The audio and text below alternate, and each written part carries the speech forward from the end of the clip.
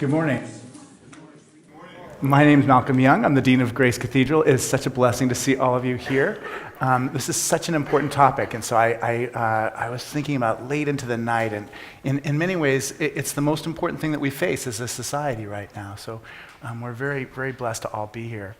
It's been a very tumultuous time in our country, and so much has happened. The presidential campaign was just so divisive and painful. And in many ways, it was confusing too, almost mystifying. I think whether you're on the far right or on the left, either way, it didn't seem to be like business as usual by any stretch of the imagination. At no time since the Civil War has it felt like people have been at odds in quite the same kind of way. I mean, even during the Vietnam era, it seemed like everybody was reasonable. I mean, whereas today it just has a very different feeling. Our guest today is one of the most influential sociologists of her generation. She's a best-selling author of 9 books, 4 of which have been named as New York Times Notable Book of the Year. The winner of the Ulysses Medal, as well as the Guggenheim and Mellon Grants, her influential, unusually perceptive work has opened up new ways of seeing family life, love, gender, the workplace, market transactions, indeed America itself. In her brilliant new book, Strangers in Their Own Land, Anger and Mourning on the American Right, one of 6 books to understand Trump's win, according to the New York Times, the day after the election. I remember that, because I wanted to understand. She plumbs our deep political divide and asks the question, how does the world look from the heart of the right? Please welcome Arlie Russell Hochschild.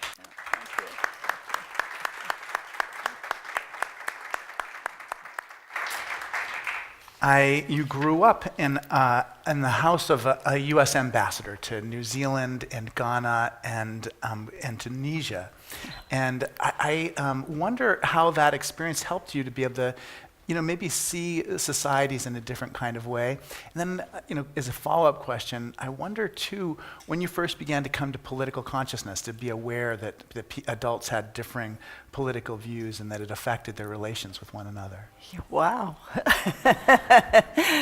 I remember what it was like for me. I mean, my parents told me, don't tell anybody in our neighborhood who we voted for. Yeah. Oh. It was a big secret because they didn't want to be, Yeah. Well, I think that experience did influence me a lot. I lived a pretty ordinary middle-class childhood until age 12. And then my father was assigned to Israel, and I found myself completely displaced, and I didn't have the language. The scene was very hot. I was in a Scottish mission school with all Israeli students, and lunchtime was an hour and a half, and I was a head taller than everybody, and had these weird Oxford shoes, this American dress. Oh, I was a fish out of water. And for that first week and a half, maybe, and then it was an extraordinary experience. But that was good for me. It was painful at the time. Yeah, I was thinking it was some childhood adversity that made it possible to do what you've been able to do since then. It's why I am a sociologist. You really have to figure out how this thing works, because you don't fit in. So the experience of being an oddball, but one that was kind of protected. And then I began to notice, I was the kid that passed the peanuts, in these cocktail parties. Yeah, exactly. Look at the faces from down below.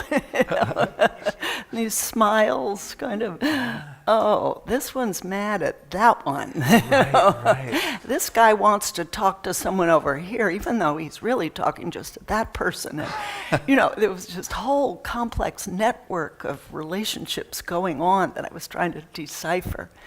And I think that was, I look back at the time, I didn't even know I was doing it, and then, and I talk about this in the book, it seemed relevant to this project.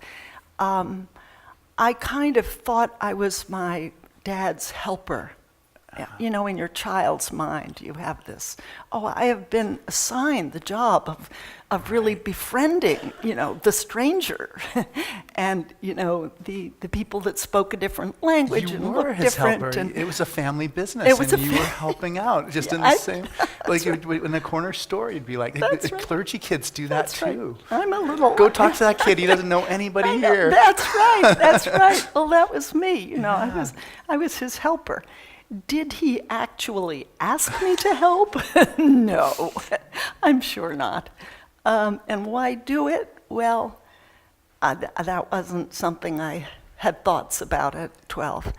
But I think that stuck with me too. Hey, we can really get to know the other, you know, Right, the new, right. that they're not enemies. There's a purpose in understanding them.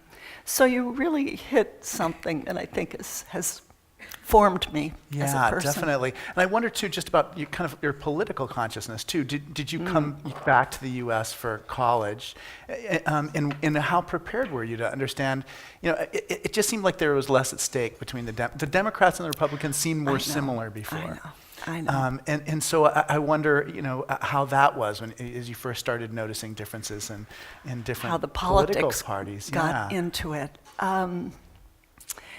You know, my parents were very progressive, and they were liberal Democrats and Unitarians, religious Unitarians. I know to some that seems paradoxical, but every Sunday. And I always wanted to know how my dad was handling that, because he was to represent, you know, the president, whoever that president was, and he did that really well. Yeah. But I was always picking at him, Dad, what do you really believe? You know, what do you really believe? Right, right. And he wouldn't tell me. I'm representing the president. So that was a chronic frustration. And when I got back to the U.S., I again didn't fit into this normal childhood or adolescence at that point. I thought, oh, look, it's a big world, and they're doing the jitterbug. Wait a minute. So the being a little out of it kept hanging on as an experience. I thought, well, wait till I get to college. Right. Well, wait till I get to graduate school. And then I met my husband. Yeah. Wonderful The man. two of you have been married for 50 years, and you know, we're all conscious of both your works. How does that work together? The two of you together. I mean, I wonder, do you get ideas from each other, or do you just have your separate spheres where you do your work and he does his work? No, there was a lot of back and forth and It trying seems like it, things just from out. the themes that are the bigger picture themes of your. And he came to Louisiana with me. Oh, He was that's in the middle of great. a book manuscript, but he brought his wow. computer, and I was staying at this little tiny B&B, and he said, well, we need a little upgrade here. I can imagine he's He there was staying all a day, whole every month. day. Yeah. Exactly. So we got a different B&B that time. Yeah. But no, it's been wonderful, absolute wonderful. How has his thought affected your thought, and how have your thought affected his thought? Oh, in so many ways from, it's, you know, it's hard to Yeah, we even begin the disaggregate, question. you know, Yeah, the right. 12 different ways. For me, my wife's native Hawaiian, and a lot of it has just had to do I mean, there's a lot of people in my life who are my cousins and uncles and aunties. I would never have had anything to do with them, and it's, you know, talk about raising your consciousness. So it's not even things that she necessarily says, but it's just like that whole, you know, world that she introduces me to. Well, this isn't the world. I mean, we more or less had that's what I a was similar thinking. world, Exactly, but just, well, you know, just the emotional steadiness that it takes to do a project like this. When I started this project, I had a hard time getting a publisher, which astonished me because I had very good luck before. Well, boy, you sure had the last But laugh, huh? Yeah. You should give It's us a list of all the publishers who turned 120,000 down the books project. later. I know. But I think they thought, well, she's always worked on work family. She's switching gears here. She'll lose her audience and so on. Anyway, he held me up. Yeah. You know, this is great. This is brave. You know, I always felt going out the door. We lived in San Francisco then, and as I, went out the door to get on the plane, I always felt there was something behind me, a blessing. Right, right. Go for it. You girl, do it. I'm proud of you. Wow. So, in the darkest moments, and then, when it was up for the National Book Award, he was with me and celebrating. Oh, that's so great. Because there are dark moments, even just the people, the sorrow and sadness of the stories of the people in this book. To see your whole natural environment that you love, you're a hunter or a fisherman, and to see it so terribly degraded. It's just so demoralizing. I know. And I can imagine you'd need something to kind of build you up inside in order just to face it every day after day. That's right. Yeah. That's right. That's right. This year at the Cathedral, we have themes. So last year our theme was home, which was a great theme.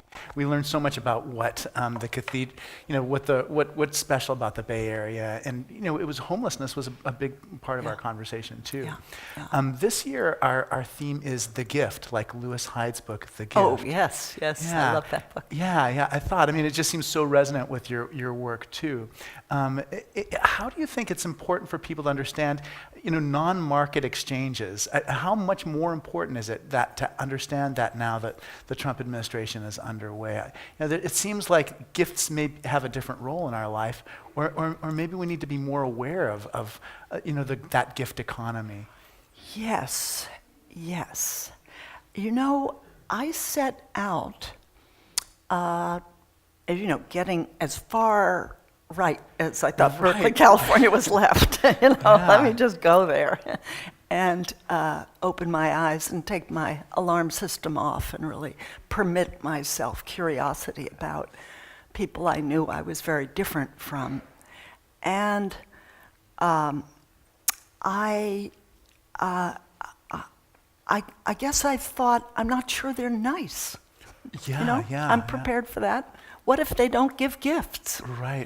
What if they're not good to their neighbors? And how am I going to like them? That was actually and will they on my accept mind. me? That's such a deep part of every interaction we have is yeah. will they like me? Yeah. Can I be a gift to them? Yes. Would they to give me the gift of letting me into their lives? All of that was up for grabs.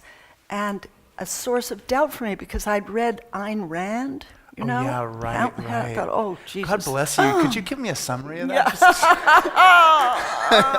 I feel like I should have read it. But I know. Well, Jesus was a wimp, Oh, mercy. So I was really, one of the first things I came to realize is, no, they do have a gift exchange. They give gifts to each other, but they have a different empathy map than I do, a different gift exchange map, that they do it more locally. I interviewed a woman, if you read the book, she's Janice Areno, she's the team loyalist, she's very hard in her, unless you work, she has little pity. Those that don't work, don't get paid, don't get eat. paid. Yeah, that's right. And she'll make work up for you to do. So work was a moral thing for her. But I noticed she was an accountant. She came from a large Cajun Pentecostal family, and her father worked in Citgo at the plants, and there was an explosion at Citgo, which they thought the end of the world was happening, and that's kind of the experience they had. This is in southwest Louisiana, in a big petrochemical center, that she grew up in, this blue-collar family, first to go to college, and in her generation. Her father was the oldest of 10, all of whom died of cancer because of the pollution in the area. So I'm in her office noticing a huge collection of elephants. Yeah. I'm a Republican, she said, Tea Party Republican. So, but on her desk was a blizzard of paper. And what was that? Tax returns. Well, this one's for the cleaning lady. This is for my sister-in-law. This is for the guy down the street. I thought, okay, I'm learning about gifts. That's great. You know? Yeah, so she's doing her neighbors' tax returns, helping them. That's right. Yeah. And then later on, over sweet teas, I had 100 sweet teas. And I said, well, do you think that we have we're each nice people, but we have different maps as to who to be nice to and who to trust, who to be giving toward. And that yours is more local. It's not people you don't know. Right. And mine, I can feel positively and want to help someone I don't know. Yeah, like the Sierra Club or the Sierra Club or refugees. Yeah. You know, I've never been to Syria. Anyway, and she said, no, that didn't accept that. And she said, for example, here in this Pentecostal church, you see these little African children. There was a photograph. They were all in their Sunday best. It turned out their church had a mission in, I guess it was Nigeria. And she said, you see, we don't know these people, but we're feeling toward them. And I said, yes, but don't you, isn't the point of the mission to get them to be Pentecostals, which makes them more like you? You know what she said? Long pause. You got me there. That's great. You know, I'm glad you brought up the religion part.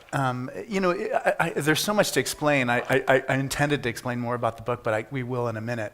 But there is a sense in which you talk about an empathy wall between that world and the qualities that describe the people in that world and the world that we inhabit here in California.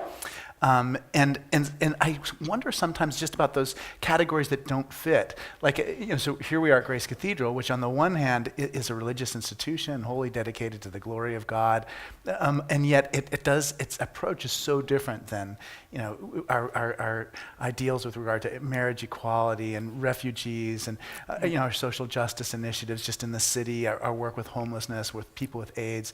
I mean, it's such a deep part of our culture, those liberal causes. And I almost wonder if you see a bridge building role for churches that may be on the other side. It may have a foot on both sides of the empathy wall. Yes, wonderful. Yes, I see an enormous possibility there. Their churches, I felt,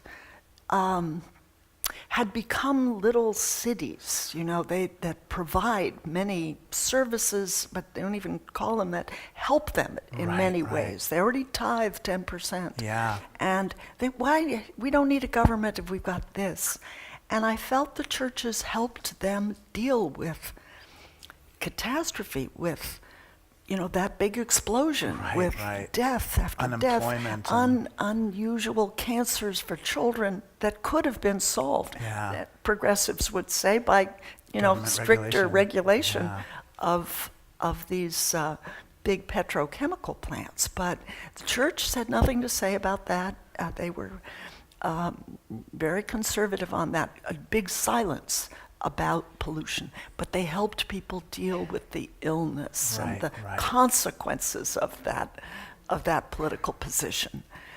So, and they were very, very caring to their parishioners in a local, in that kind of we might say myopic way. But I just got an email I was sharing with you a little earlier. Yeah. A woman from outside Boston. I just got back from Boston giving some talks. And she is a parishioner at the Episcopal Church of the Epiphany, it's called. And she said, I've just read your book and I'd like to meet some churchgoers a church in Lake Charles.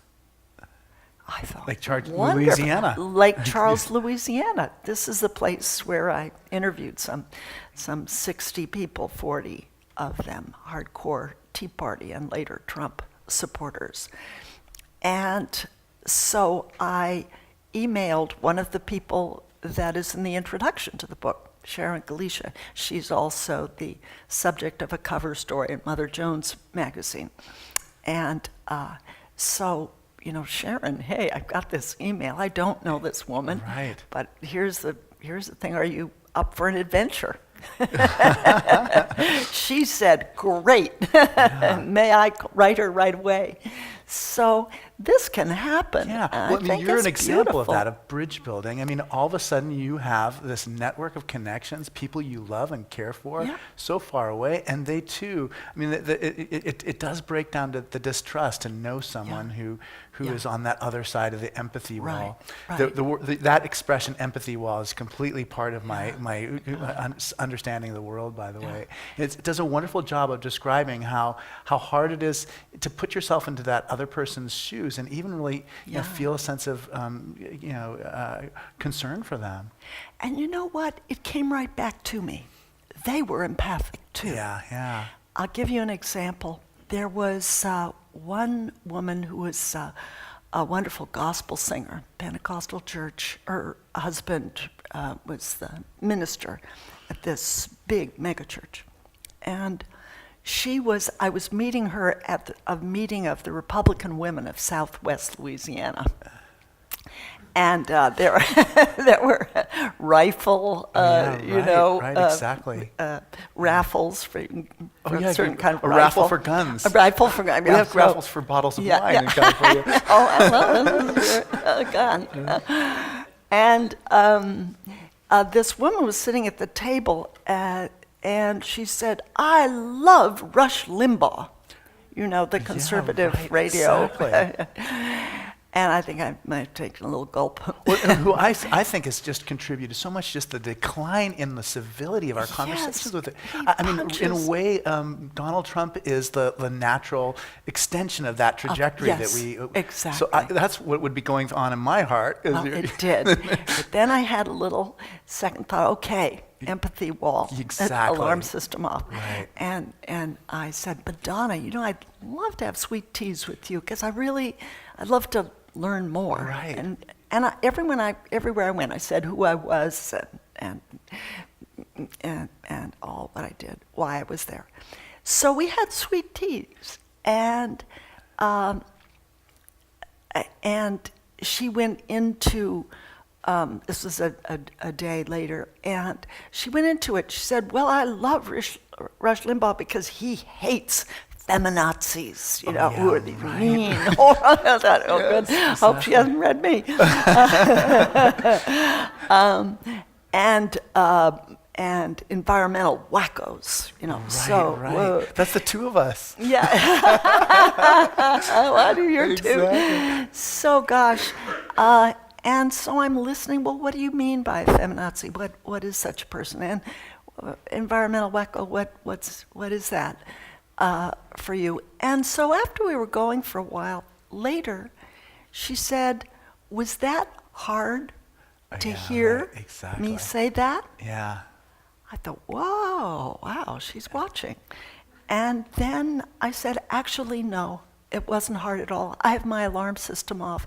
I'm not here to tell you about me, but to learn something and you are doing me an enormous favor. Talk about the gift. Right, exactly. You're giving me, that's what I said to her, you're giving me a huge gift. You're letting me into your life and trusting me, and this is a great big gift, and I can't tell you how grateful I am for it. Yeah, because it's so easy to stay on the surfaces and to give that gift of telling honesty, of saying, this is really the way I feel. That's right. And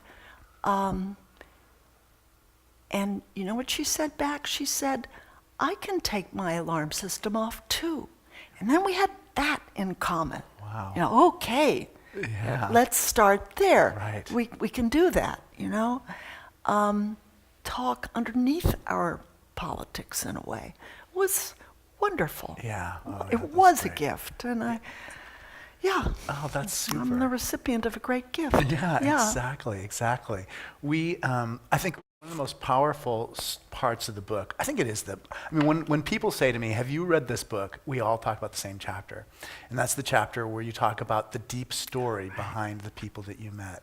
And you said, maybe, the deep story is that narrative it's not an explicit part of the way we talk. No. It's almost an image or symbol. I mean, that's what I do. I mean, preaching is about deep story. I mean, it's constantly what you're doing. You're evoking one deep story after another deep story. But the deep story that you used to describe the people that you were meeting in Louisiana, the image was of being in this very, very long line. Right. And over the edge of the hill, on the other side of the hill, there's the American dream, and you're waiting in line for that.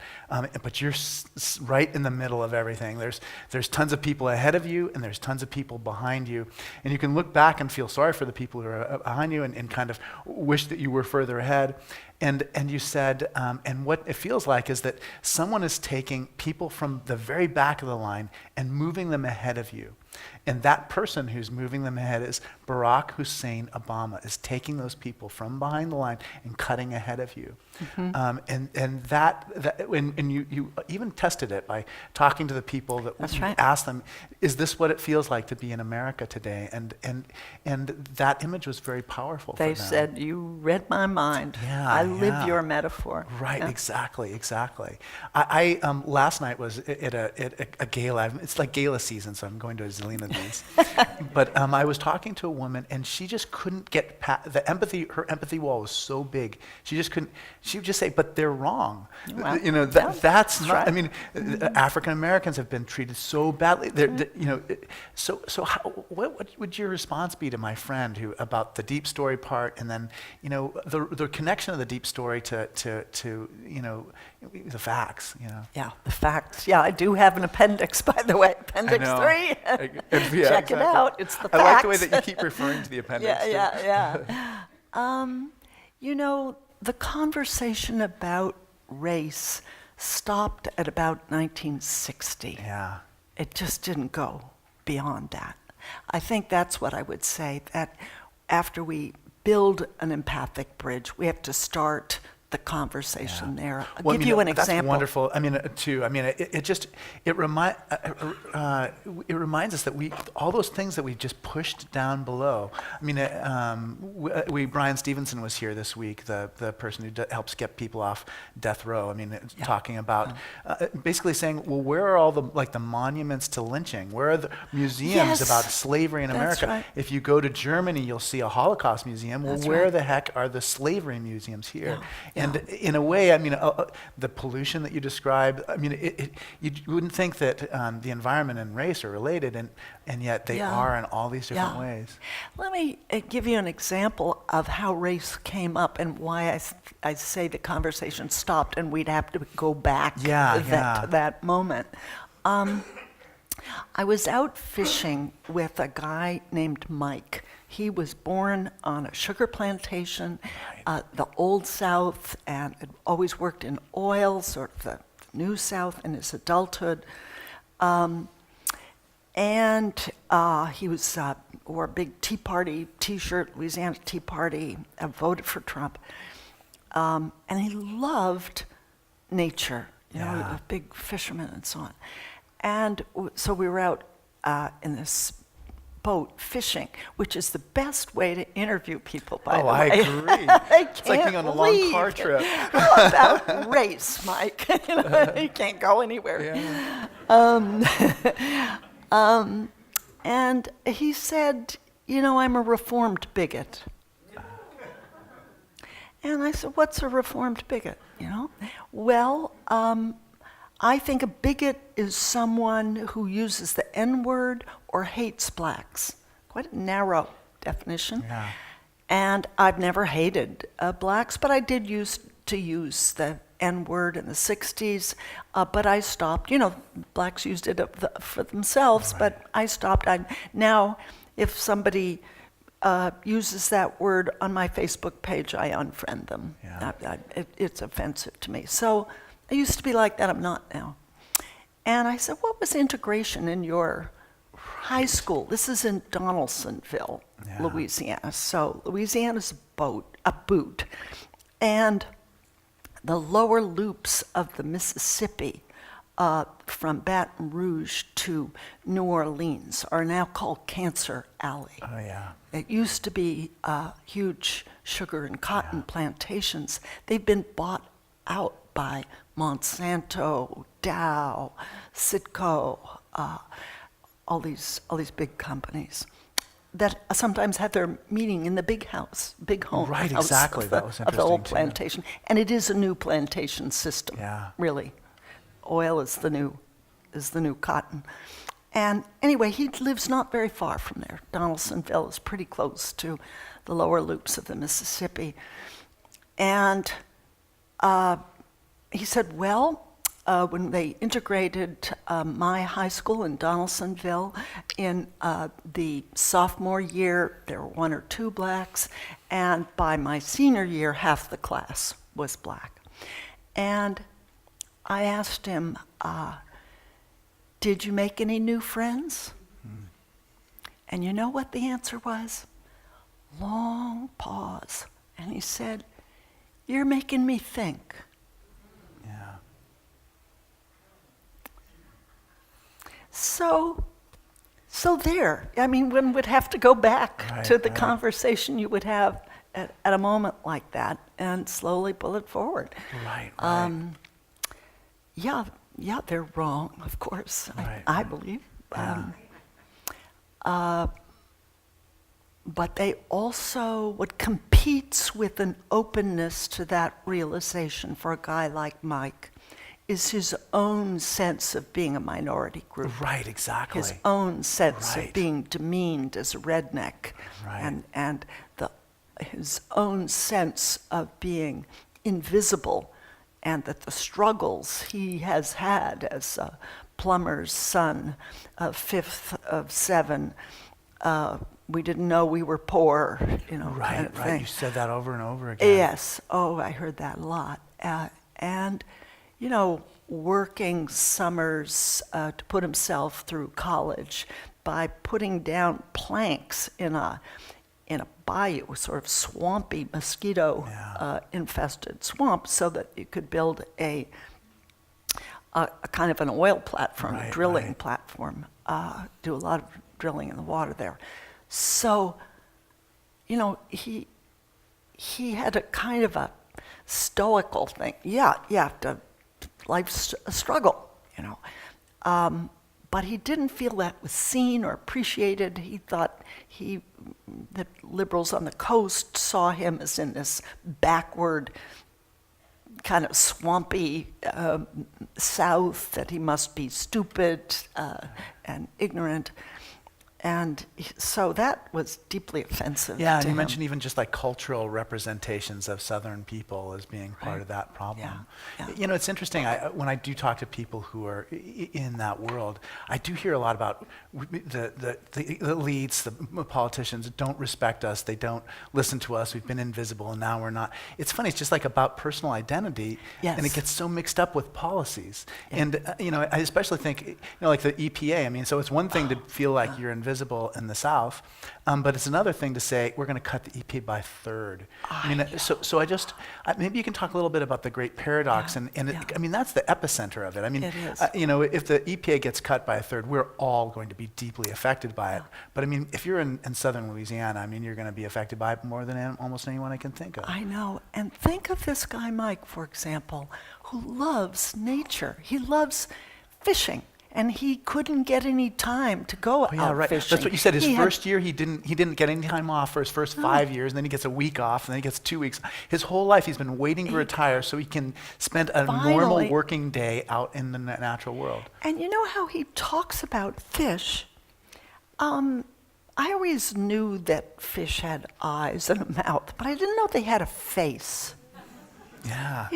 He kind of would describe Yeah. the faces of fish and almost knew them personally. Here's a guy, it's not an abstract Right. kind of environmentalism in his case. He kind of knew them and where they hung out and what they ate and where they what they were thinking. Yes. Yes. You know, If I were that a degree fish, of empathy. he Talk did. about an empathy wall. He just And my empathy was missing. It was 0 on fish. And so for that person who was waiting all this time, as you said, to get time to fish, and now finally he's there, and a catastrophe takes place, this environmental... Total catastrophe. Just for those who haven't read the book, what happened is he told me, well, the thing about big government is that it takes your community away. You know, we should have this gift exchange. We don't need government. taxes and someone from far away telling us what to do the big here. bad north. Yeah, No, we're just local, and so what happened was, it wasn't the government, big bad overreaching government, that took his community away. It was unregulated industry that did, because what happened is he lived in this place called Bayou Corne. How many people have heard of Bayou Corne? Yeah. Okay, Bayou Corne. And one day he thought he was having a heart attack because he was wobbling, and everybody else was, because the earth was wobbling. This is a place that never had earthquakes before. And lawns began to tilt. And then methane gas, 2012, August, methane gas. And when it rained, it looked like Alka-Seltzer tablets, just in the rain puddles. And then methane gas is dangerous. You know, you light a match, who knew if there would be an explosion? So the whole place, 360 residents were evacuated to the backs of cars. They moved in with relatives, cheesy hotels, never to return again to their homes. They were lost. And it turned out to be a drilling accident that had drilled down Texas brine. Brine's very useful in fracking, very useful in making chlorine and other industrial substances. It drilled the one side of an underlying salt dome way down, and one side caved in, causing a sinkhole. Well, and by the same token, too, those underground salt containers are basically used to store industrial wastes, too. Yes, so industrial wastes like ethylene dichloride exactly. and hydrochloric acid, and very dangerous things. And it's very loosely regulated. Right. Who knew that the government was, regulating something you couldn't see? That was my whole experience of Louisiana. That it's what's going on isn't on the surface. It's going on underneath. And so the sinkhole, and how many? It was like hundreds of acres, right? I mean, yes, it started with something the size of this carpet, Yeah. and now it's 36 square acres of what's called a sacrifice zone. It's a terrible trade of pristine swampland, like underwater forest, for this methane-infused sludge, and it's of no use to anyone. So, and scientists didn't know that this hadn't happened before. So that happened to Mike because this company had not been really regulated, and that's the story of regulation. It's an oil state, and so why does he vote for Donald Trump, who wants to get rid of the Environmental Protection Agency? Has become, this the current question. It's not gone yet, in my mind. And actually, two things. One is, I understand his dislike of state government, and he reasoned that federal government was a bigger, badder version of state government. And the Louisiana state government is an oil state. It's what we would call a captured state. And so the state does the moral dirty work for the oil industry, which is to say it pretends to protect people, and it does not. It gives out permits to dump hazardous waste and to drill in questionable areas. It even imports hazardous waste from Arkansas, which Yeah, has right, stricter exactly. I couldn't believe regulations exactly. than That was- Louisiana. yeah. It imports it for, So how could it be? He hated the state government because, look, they're taking my tax money. I haven't had a raise in 2 decades. They're taking my tax money to improve the life standards of a guy who's not wearing a state uniform, but he's not protecting me. Meanwhile, the companies, although they offered very few permanent new jobs because they're highly automated and they import Filipina pipe fitters, still those companies are looking a little better because they give the few jobs they have are well paid, number one. And with the $1.6 billion that the state taxpayer, that the Republican governor took tax money and gave it to these So companies incentives as to- incentive money. And with that, they can give a donation to the Audubon Society, and then the Ducks Unlimited, and kind of win goodwill. But that's really, the Those government. incentives just seemed like they were completely. I mean, one of the questions I had was kind of comparing Huey Long with Bobby Jindal. Yes. I mean, it's just two governors of the state, and just maybe you could talk a little bit about that too, because it seems just financially disastrous to be giving these massive incentives to industry, and then laying off all the people who are doing government services in the state. I know. In some ways, you know what you did just now. I had a light bulb that went above my head, and I must be the most ignorant person on the planet. But it never occurred to me that the state, the quality and the quality of state government, that if it could deteriorate so badly that it would begin to infect like our experience of national government, of federal government. Yeah. I mean, you just don't think of how a terrible Right. problem in a state system will then have have repercussions for everyone in the whole country. Right.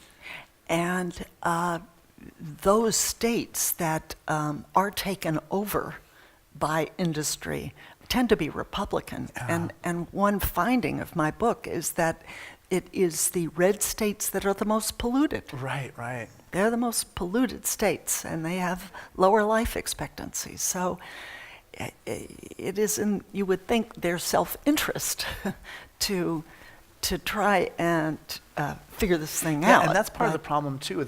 Because everything's so circular. It's just like on the one hand, your environment's going to become more polluted.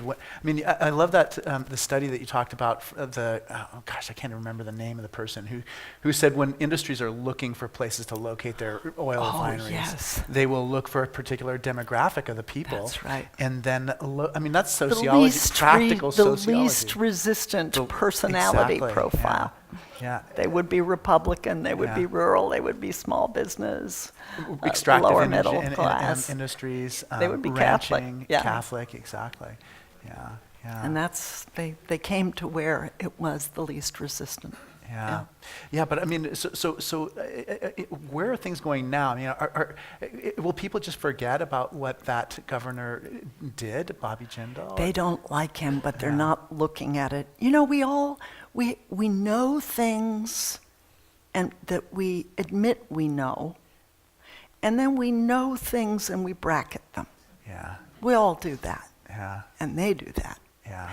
And so they voted twice, 2 terms, for a man who stripped the state, just 44% cuts in higher education. Like thousands and thousands of employees lost their jobs. Lost their jobs, nurses, teachers. Well, you said even one of the most scary things was, you may not even remember this, but a child is a victim of child abuse is put into like the office building because there's nowhere else they can't afford to put him somewhere else. That's right. I was just amazed by that. Yeah. And that's something they know but don't know. Yeah. That they bracket, that they set aside.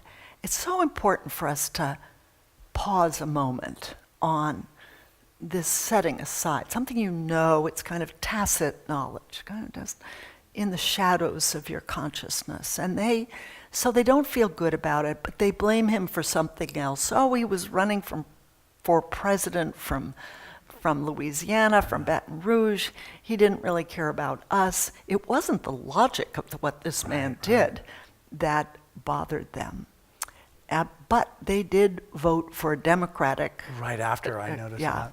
governor who's stuck with repairing the disaster. Right, and then blamed him for raising taxes. Yeah. When everything had been totally dismantled, it was just like trying to put something back together. It sounded like. So this guy, Mike, I went back to him about what had happened to him and how could he be voting for Donald Trump. Okay. And I took my son, who is a member of the California Energy Commission. Oh, yeah. And Sally knows, and in charge of renewable energy. They have a big bureaucracy. I think about 600 people work in it. They're hugely successful. Right. California's on its way to becoming, in 2030, half of its energy reliant on renewables. Wow. And while the rest of the country per capita is using more and more energy, California's less and less energy. The commission is on target for them, and they are tigers. They really want to do this. So two more different people. Oh, yeah, one exactly. plantation south, and the other is progressive and in California, and renewable oil over here, renewable over there. I thought, let's go fishing, you two. I'm just going to hold the tape recorder. Right, completely. I'll press Can play. you guys get some common ground? I mean, Mike had just been through this terrible, traumatic, accident. He lost the thing he prized the most, his local community. Everyone is an environmental refugee. So, get him together with David, and they'd met once before, and because I brought my family down as I was birthday thing. So this was David's second trip, and so they knew each other, they liked each other, went out fishing, and I held the tape recorder. Okay, how can you agree on a way of avoiding another Bayou Corne sinkhole happening anywhere? I know you both want that. Right, exactly. How would you do it? What's the role of the government in this? And it was difficult, and I'm writing a piece about it, but I'm listening to the tape recorder. It didn't go smoothly because David would ask these lucid questions. Now, some mother saying, look, if you have a sheriff in town, you need a sheriff, right, to keep crime down. Exactly. Well, some companies are also potential criminals. Don't you need a sheriff to guard the safety of the environment? And Mike would say, yes, but it can't be a criminal, sheriff. He was really stuck on that. But eventually, yes, he said Mike said, it's not fair that California gets to be clean and we have to be dirty because everybody uses the plastic things that are made in Louisiana. We provide the feedstocks for the plastic stuff, and we all are in cars and airplanes, and that's done here. Why are we being penalized, and that's not fair? And David said, yes, it's not fair. So why don't we need a guard dog? So very reluctantly, and I didn't quite get a yes, because he was so burned, as you're saying, by the state experience. But then the conversation went to renewables, and David said, wouldn't you like a solar rooftop here?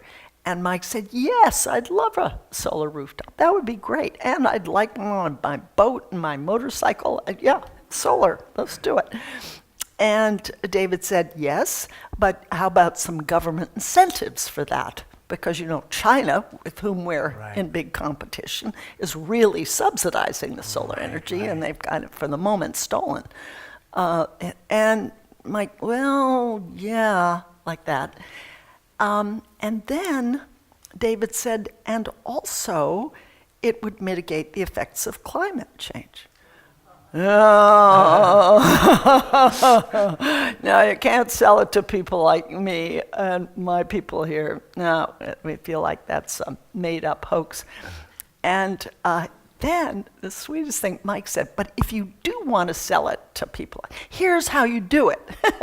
You talk about freedom, you talk about independence, that you can be a producer of your own energy, and you're your own businessman. And David was taking notes. Okay, so this is how I can sell it to the right wing. So that was very sweet that Mike was trying to help David do that. One of our traditions at Grace is we have little note cards. You can write questions for Arlie on the note card, and then Rebecca will gather them and bring them forward. And I'm glad you brought up climate change, and that was one of the things I thought about so much. It's just the role of the media in this, and we haven't talked about that very much. But so if Rush Limbaugh is who you're listening to on the radio, and Fox News is who you're watching on TV. There are going to be a lot of things that you're not going to hear about. So you may not hear about the sinkhole if you're, so it becomes only a local problem. You don't hear about it in Florida or Alabama or what have you. Global climate change is another example too. Yeah. What do we do, when such a large portion of people are just getting their picture of reality from those kinds of sources? I think what we do, and it's a very important question you're asking, I think what we do is provide other sources of information. And I have a Skype interview coming up with a documentary filmmaker crew that are trying to get across the idea that climate change is real through blue-collar voices. So in it, the idea is to interview a firefighter down in Southern California. Never seen flames like this before. This is hot and dry, and never in my lifetime, my grandfather was a firefighter, never seen anything. This is new. Or someone who lives on the coast. This is new, this is different. Fishermen. And the animals are different, and they're new bugs. Right, spring is coming like 20 days earlier. Early, yeah. So tell the story through the voices and wisdom of people close to this who are blue collar. Yeah. The wisdom of the blue collar saying, hey, this is happening, Well, this even is your real. descriptions, There isn't some trees, fancy expert. You know it through. The cypress trees dying. I mean, Yes. and you're right, that's our grandparents know about that. That's right. Yeah. I think that's their idea. I think it's terrific. Yeah, I think it's a good way. It's right. I mean, it's funny because in a way what you're saying is like, let's use different forms of media to get more messages out there. That's right. And in the media more forms of media, and with a different vocabulary. Thank you. We talk about Wall Street and Main Street, and this is part of the, language we use. But even the word Main Street suggests a small shop on Shattuck Avenue, or right, exactly. and doesn't really help you visualize the pipe fitter who did, the plumbing, or the guy that climbed the telephone pole to put in the wires, or the guy who dug the ditch. That there should be another language so they feel seen. Right. So you're even Main Street doesn't really get there. It doesn't make them feel. No one works on Main seen. Street anywhere. Yeah. Except lawyers do. Yeah, well, lawyers. Yeah. That's so. We are starting to get some. This is a great question. What has been the reaction to your book? And this person, I think, is more thinking about the people you interviewed. But I wonder too, just if there's something that kind of changed your mind about anything, or something that you wish you'd done differently or better, or what have you. After the book came out, I sent copies to all the people I interviewed, and who had helped me. And 2 weeks later, I went back to Louisiana and put on dinners, one in Baton Rouge. What a great idea. And one in Lake Charles. And they liked the book. In fact, they read the chapter about them first. Right, I can imagine that. Right. How'd I come up? I would have done it too. Yeah. And in fact, even felt a little proprietary about their chapter. Oh. For example, Janice Areno, Yes, this was the team right. loyalist, in one one part of the chapter, I mentioned that Cher Bono, this television star, had said, "Oh, those fucking Tea Party people," and so I was trying to explain why. Sympathetically, she would feel that the mainstream media and Hollywood was against her, right? So I did it to give my readers a feel for how it feels to be insulted in that public like that. Well, she wanted the F word out of there. She said, "I don't want that word in my chapter." Oh, that's great. And she also, at this dinner, she came, impish grin, and she had a jacket, and she said, "You want to see what I have on under the jacket?" I said, "Well, yeah." And so she pulled it out, a T-shirt that said, "Adorable deplorables." I figured it was going to be something like that. "I'm going to get you one of these, but you have to wear it." You know, one of the things I liked about what you wrote here is just like the level of civility. I mean, so what you see on television, like the president's tweets are more uncivil than the people's conversations with you. Much. Yeah, I thought that was interesting too. It's just so important that, I mean, I think our representatives, our national representatives, can come across so much more extreme. Here's not a question, but a statement. I liked very much that you made a connection with a woman who had a different perspective than yours. This is how we change the world, by changing ourselves, which I thought was. What role do you think sexism played in the decision to vote for Trump? The thought that a woman should not be in a position of power. All the women that I interviewed over this 5 years of research, 40 hardcore right wing, 60 in all the women worked. So they had an interest in equal pay for equal work. That they did. But they had an eye on the men in their class level, their marriage pool, the men they would marry, had married, brothers, uncles, what was happening to those men. And there is, I think, some compassion for the men. They thought their men were in trouble. And some of their vote, I think, came from that, not from sexism. They thought they were tough, and they knew other women were tough too. But more from that. So class was more important than gender, class. And I feel in a way that I had gone to visit a class more than a region. It was a class. Yeah, I think that too. I didn't think I that's what I was doing. Like Donald Trump seems like such a strange, to have this real estate magnate who, to be that representative of that class. And I mean, did they see that connection too? That the strangeness of that the person who becomes the leader is this person who, uses very crass language, has cheat on his wives, and continues to make multiple. The way he talks about women, so disrespectful, etc. I mean, does it seem? Were they voting just against Hillary and got Trump, or would they rather have had somebody else than Trump? But they would rather have had someone else. I think that's probably true. When this last visit to Mike, David, my son, asked him, "Do you have any hesitations about Donald Trump?" And Mike said, "Where do I begin?" You voted for him, a class vote, but no, and all of them have hesitations. But they felt, that's how invisible they felt, and that's how unspoken to by the Democratic Party, Yeah. they felt. And that's, I began with this red state paradox. How could it be that the poorest states with the worst records of health and education and welfare, highest proportion of disrupted families, were also the states that took more money from the federal government than they gave and still hated the federal government? Paradox.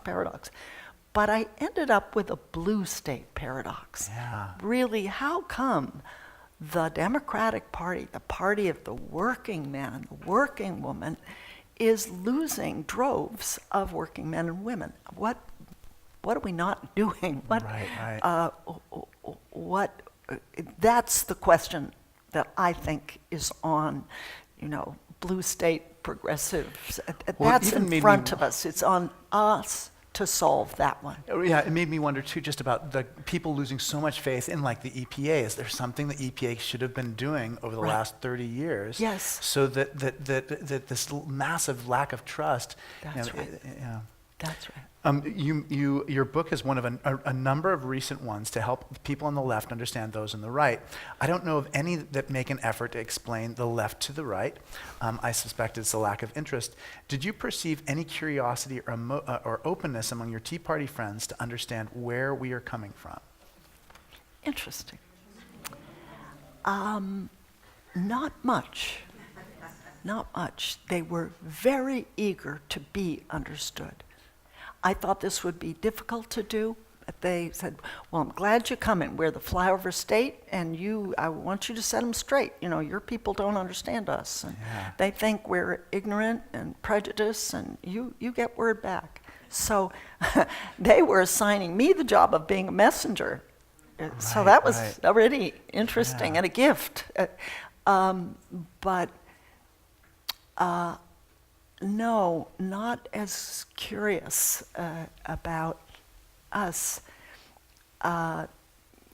And part of that was, I think, a kind of more blue-collar way of finding out about people. I mean, I feel the right to pry. Tell me. Yeah, right, exactly. and if you're at a cocktail party, where'd you go to school? Right. You ask these questions. They wait and see who you are. They expect you to be around, a stayer like they are. So they consider it a little rude to do the prying that I did, but they would have observed things about me.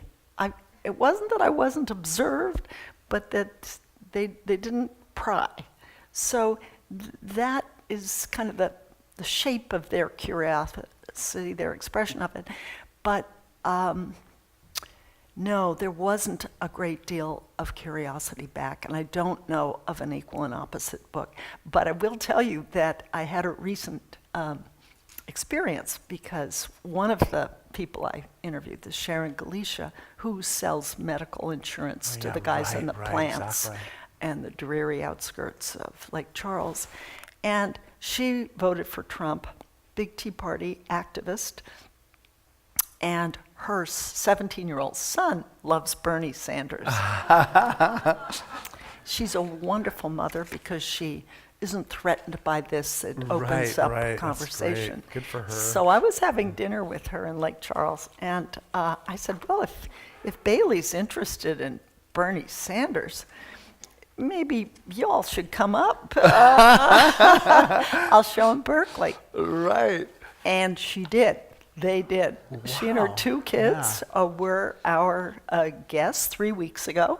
Great. And we went to Robert Reich's lecture on social inequality, which was brilliant. And Bailey loved it. Oh, great. And he's applied to Berkeley. Oh, great.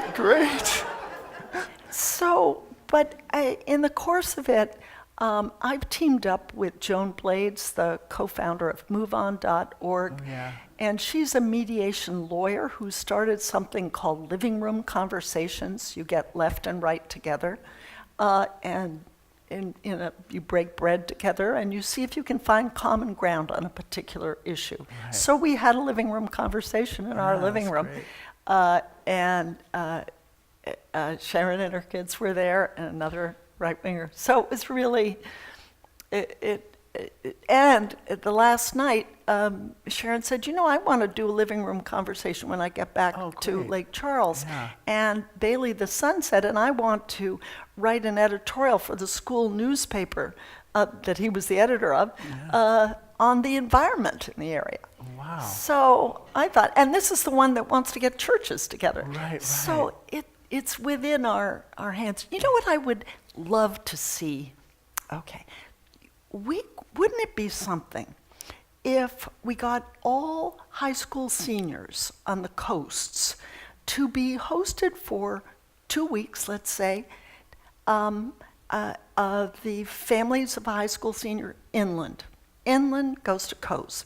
South goes north. North goes south. We de-enclavize ourselves, get ourselves out of our bubbles, and not just to be nice together, but to have some project like Habitat for Humanity, where you're actually painting a door together and talking about things.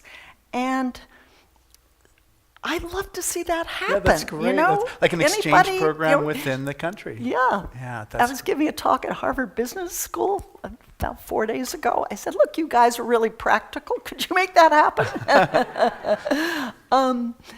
And StoryCorps, I've tried it out. So pass the word.